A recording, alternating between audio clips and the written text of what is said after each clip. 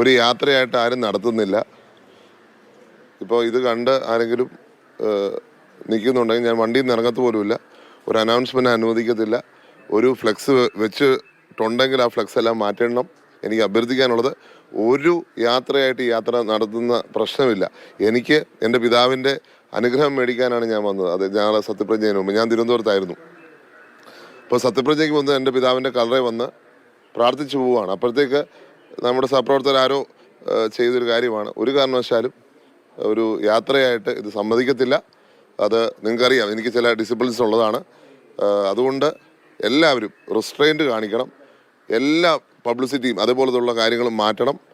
ഒരു കാരണവശാലും ഇതൊരു യാത്രയുടെ രൂപത്തിൽ കൺവേർട്ട് ചെയ്യാൻ അനുവദിക്കുന്ന പ്രശ്നമില്ല എന്ന് ഞാൻ അവസരത്തിൽ പറയുകയാണ്.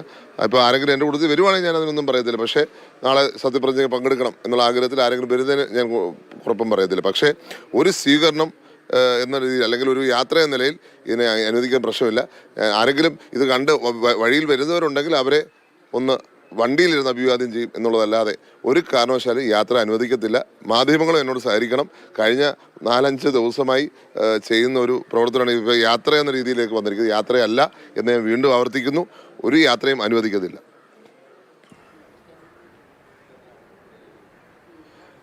അല്ല, മന്ത്രിസ്ഥാനമൊക്കെ എന്താ അറിയുക, ഈ രാജ്യത്തിൻ്റെ സംസ്ഥാനത്തിൻ്റെയും ഒക്കെ ക്ഷേമത്തിന് വേണ്ടി പ്രവർത്തിക്കുവാൻ മന്ത്രിസ്ഥാനം എസെൻഷ്യലല്ല. ഉണ്ടെങ്കിൽ നല്ല കാര്യമാണ്. പക്ഷേ അത് എസെൻഷ്യലാണോ? നമ്മുടെ ക്ഷേമപ്രവർത്തനം നടത്താൻ, ജനങ്ങളോടൊപ്പം നിൽക്കുവാൻ അത് എസെൻഷ്യലാണോ? അല്ല എന്നുള്ളതാണ് എൻ്റെ മറുപടി. പക്ഷേ നിങ്ങളുണ്ടാക്കിയൊരു എക്സ്പെക്റ്റേഷൻ ഇന്ന് ഇവിടെ ഈ സമൂഹത്തിൽ നിൽക്കുന്നുണ്ട്. ആ എക്സ്പെക്റ്റേഷൻ തീർച്ചയായിട്ടും